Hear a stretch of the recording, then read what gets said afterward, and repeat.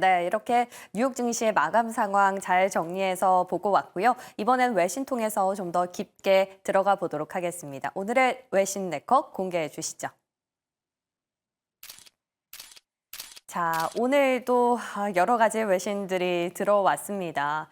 자, 먼저는 허리케인 소식인데요. 지금 미국이 허리케인의 여파 때문에 맥을 못 추고 있습니다. 특히 남동부죠, 플로리다 주에서는 밀턴의 영향 때문에 계속해서 사망자까지 속출하고 있는 상황이고요.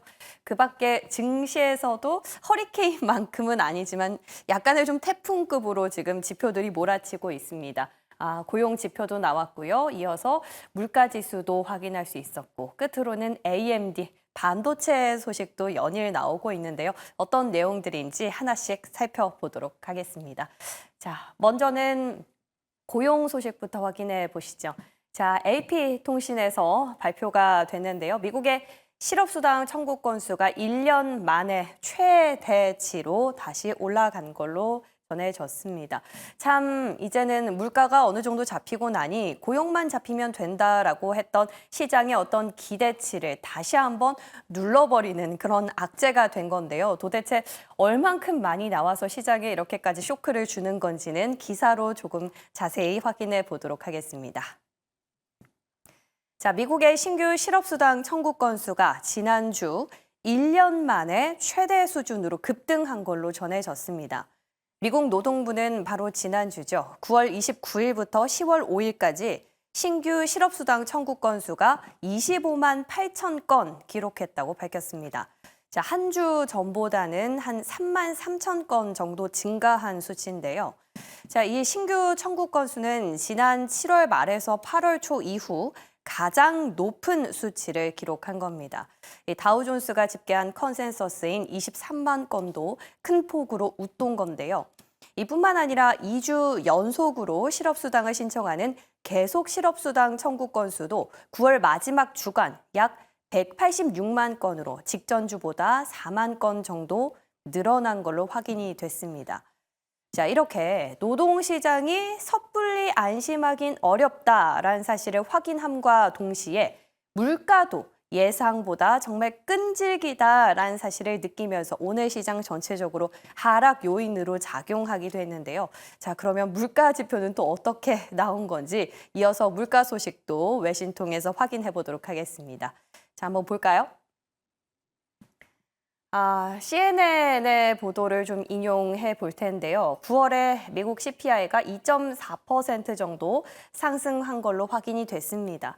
자, 3년 7개월 만에 길게 봤을 때는 가장 낮은 상승률이긴 하나 이 수치만 놓고 본다면 전년 그리고 전월 대비 각각 상승한 걸로 다시 말해 물가가 다시 오른 걸로 확인이 됐기 때문인데요. 자, 고용과 함께 물가까지 이렇게 어쩌면 좀 안 좋은 기대에 못 미치는 성적표가 발표되면서 시장의 좀 분위기가 심상치 않습니다. 자, 물가와 함께 또 소식 조금 더 자세하게 짚어보도록 할게요.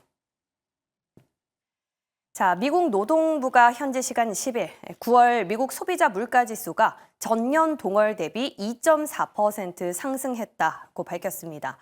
자, 이는 지난 2021년 이후 3년 7개월 만에 가장 낮은 상승률인데요. 그러나 큰 그림에서 놓고 보면 지난달보다 그리고 작년보다도 오른 겁니다. 구체적으로 이 물가의 변동성이 큰 에너지랑 또 식품을 제외한 코어, 즉 근원 CPI를 따져봐도 전년 대비로는 한 3.3%, 전월 대비로는 0.3% 각각 상승한 걸로 파악이 됐습니다. 자, 이렇게 헤드라인과 근원 물가가 모두 전년 또 전월 대비 시장의 예상치를 웃돈 건데요. 특히나 근원 물가의 경우에는 이 물가의 기조적인 변화 흐름을 반영하기 때문에 헤드라인 지표보다 훨씬 더 중요한데 바로 이 근원 물가가 8, 9월 두 달 연속으로 0.3%를 기록한 게 시장의 우려를 샀습니다. 자, 이번 소비자 물가의 한 75% 정도를 차지한 부분은 바로 주거비 그리고 식료품이었는데요. 그동안 인플레이션 둔화의 태클을 좀 걸어왔었던 주거비 상승률이 그나마 0.3%포인트 둔화되면서 물가 경로 자체에는 조금은 긍정적인 신호를 줬습니다. 자, 이렇게 인플레이션이 예상보다 끈질기고 노동시장도 섣불리 안심하긴 어렵다라는 사실을 확인하면서 시장이 일제히 하락세로 시작해서 또 하락 마감했는데요. 자, 향후 FOMC에서 연준의 보폭에 과연 어떤 영향을 줄지는 시장의 반응을 조금 더 지켜봐야 될 듯 보입니다. 자, 이렇게 뭐 지금까지 봤을 때는 허리케인부터 물가 그리고 고용 지표까지 만만찮다라는 생각이 드는데요. 자, 그러나 마지막 소식은 어떨지 약간의 분위기 반전을 일으킬 수 있을 것인지 한번 외신으로 살펴보도록 하겠습니다. 자, 끝으로 네 번째 외신입니다. 자, AMD와 관련해서 뉴스가 나온 건데요. AMD에서 새로운 칩을 공개했습니다. 사실 엔비디아의 대항마라고 하기에는 엔비디아의 시장의 장악력이 한 80% 정도로 너무나 압도적이긴 하지만 그래도 시장이 기대해 볼 만한 포인트는 있었을까요? 궁금해지는데요. 기사로 한번 만나보겠습니다. 자, 마지막 소식 기사로 확인해 보면요. 자, 엔비디아 대항마로 꼽히는 미국 반도체 기업이죠. AMD가 현지 시간 10일 새로운 AI 칩을 공개하면서 엔비디아와 경쟁에 박차를 가하고 있습니다.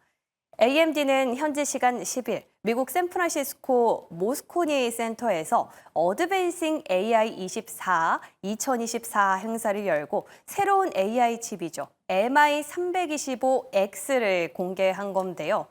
AMD의 이 새로운 칩은 작년 연말에 출시가 됐었던 AMD의 최신 AI 칩의 후속 칩입니다. 기존 칩과는 같은 아키텍처를 사용하되 AI 계산 속도를 높일 수 있는 새로운 유형의 메모리가 내장돼 있는 걸로 전해졌는데요. AMD는 이번에 공개한 새로운 AI 칩인 MI325X를 올해 연말부터 양산에 들어가서 내년 초 출하를 시작할 계획이라고 밝혔습니다. 그러면서 조만간 이 양산을 시작하게 되는 엔비디아의 차세대 칩이죠. 블랙웰을 겨냥하기도 했는데요.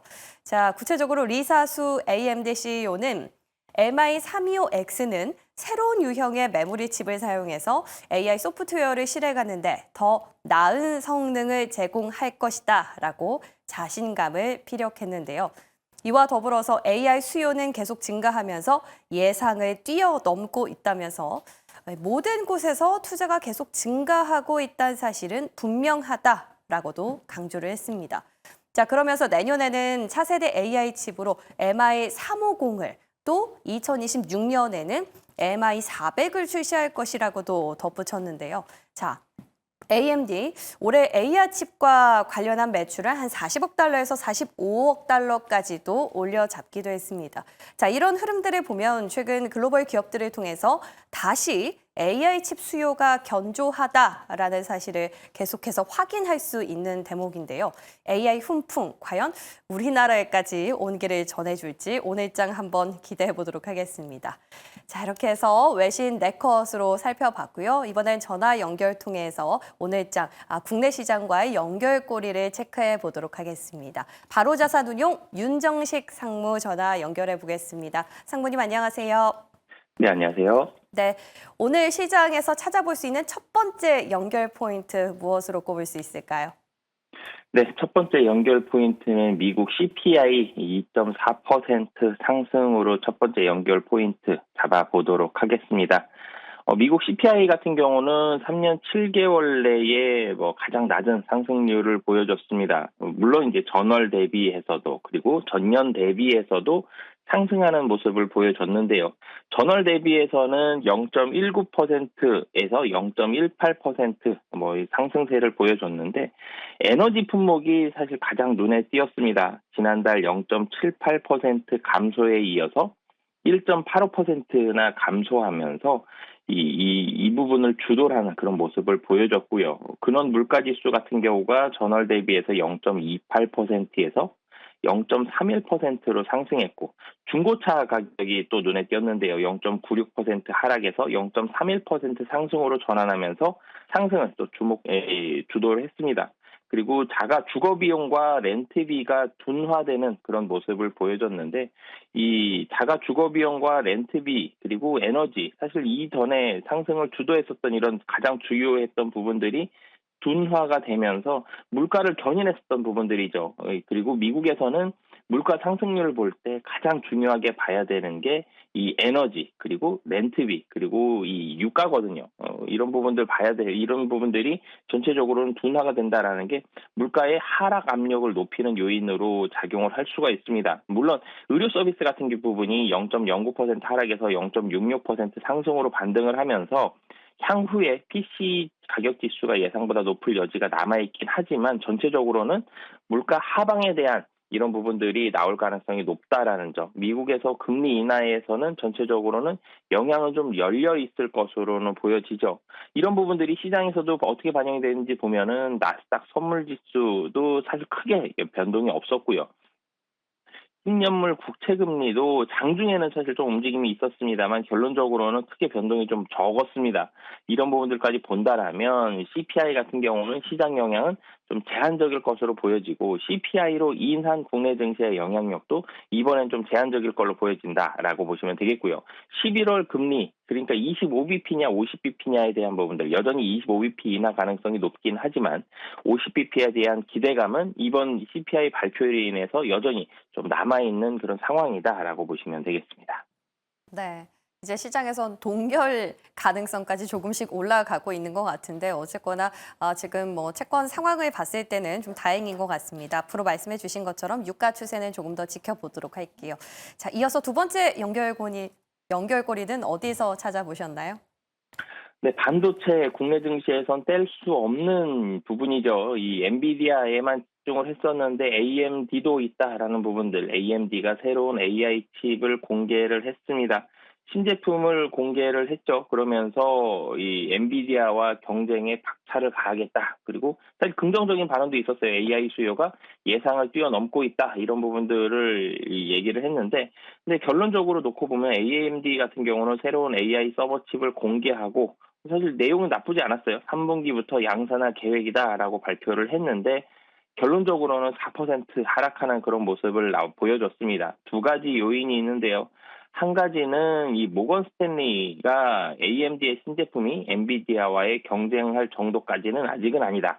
엔비디아 점유율이 한 80% 정도 되거든요. AMD는 그 뒤를 쫓고 있는 그런 상황인데 여전히 엔비디아가 좀 앞서고 있는 그런 상황이다라는 내용들이 나왔다라는 점. 그리고 또 한 가지는 AMD에서 신제품을 공개할 것이다라는 이 얘기는 있었던 거죠. 그리고 이제는 뉴스가 나왔습니다. 뉴스가 나오면 뭐가 나오죠? 이 차익 실현 매물이 또 나오게 됩니다. 그러면서 차익 실현 매물이 나오면서 두 가지가 겹쳤다라고 보시면 되겠습니다. 그러면서 좀 하락을 했는데 AMD의 주가는 하락을 했지만 엔비디아는 1.63% 상승을 했거든요.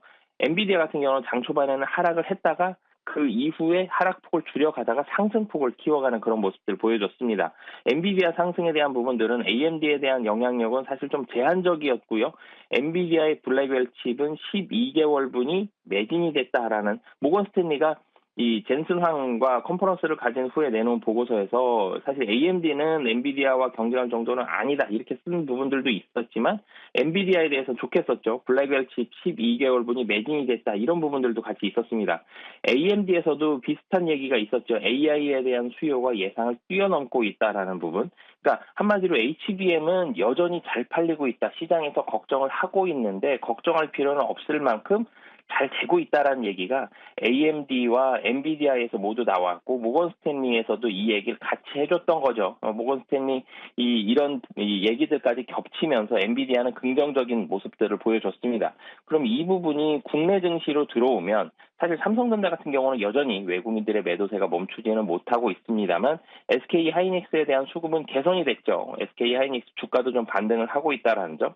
삼성전자는 좀 지켜봐야 되는 부분들이 여전히 좀 남아있긴 합니다만 SK 하이닉스를 비롯한 전체적인 반도체주의 투심에는 AMD의 하락보다는 엔비디아의 상승 그리고 그 이유인 HBM의 소비가 잘 되고 있다라는 점 이런 부분들이 긍정적으로 국내 시장은 작용을 할 가능성이 높다라는 점. 그래서 오늘 같은 경우도 반도체 같은 경우는 분위기가 나쁘지 않을 가능성이 상당히 좀 높고요. 그리고 여기에 덧붙여서 마이크론까지 좀 살펴본다라면 마이크론도 3.92% 상승을 했죠. 미국에서도 반도체 분위기가 나쁘지 않았습니다. 이런 부분들까지 본다라면 뭐 사실 크게 봤을 때 필라델피아 반도체 지수는 0.53% 하락을 하긴 했습니다만 분위기는 나쁘지 않았다. 국내 증시도 SK 하이닉스가 어제만큼 많이 오르기는 쉽진 않겠습니다만 전체적인 반도체 분위기는 긍정적으로 이끌어갈 가능성이 오늘 증시에서 높은 상황이다라고 보시면 되겠습니다. 네, 모처럼 다행이란 생각이 듭니다. 요즘 생각보다 AI 수요가 상당히 견조하다라는 사실을 외신 통해서 왕왕 들을 수 있는데요. 반도체 국내 섹터 센티에 좀 전환을 이룰지 저희도 지켜보도록 하겠습니다. 오늘 도움 말씀 고맙습니다. 네, 감사합니다. 네. 자, 이제는 이어서 뉴욕 증시에서 눈에 띄었던 특징주들 확인해보고 오시죠.